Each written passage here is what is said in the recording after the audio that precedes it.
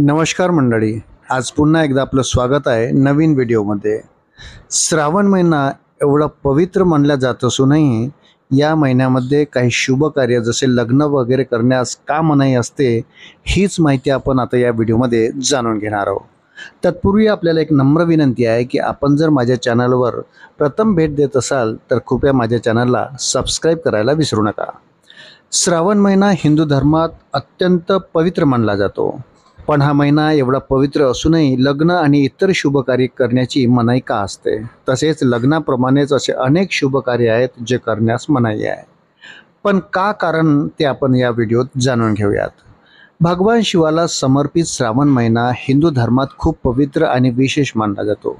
असे म्हटले जाते की जो कोणी या महिन्यात विधीपूर्वक महादेवाची पूजा करतो त्याच्या जीवनात सुख आणि समृद्धी प्राप्त होते।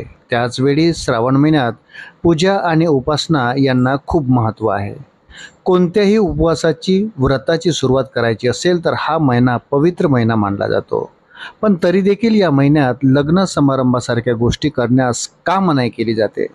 तुम्ही अनेकदा पाहिले असेल की श्रावण महिन्यात लोक पूजा आणि उपवास इत्यादीकडे जास्त लक्ष देतात।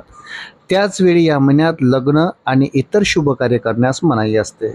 यावर्षी 25 जुलै 2025 पासून श्रावण सुरू होत आहे, पण श्रावणात एकही लग्नासाठीचे मुहूर्त पाहिले जात नाही।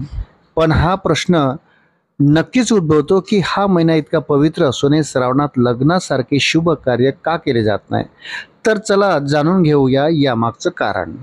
श्रावण महिना चातुर्मासात येतो आणि चातुर्मासाच्या दिवसात भगवान विष्णू योग निद्रेमध्ये जातात।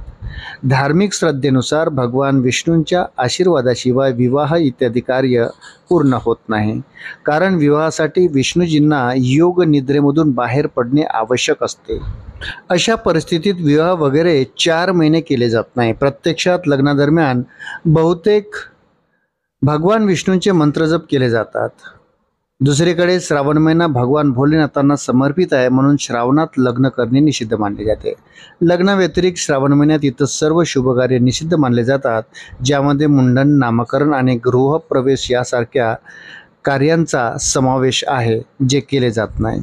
मित्रांनो, व्हिडिओ जर आवडला असेल तर व्हिडिओला लाईक करा आणि चॅनलला सबस्क्राईब करायला विसरू नका। भेटूया पुन्हा अशाच महत्त्वपूर्ण माहितीसोबत। तोपर्यंत धन्यवाद।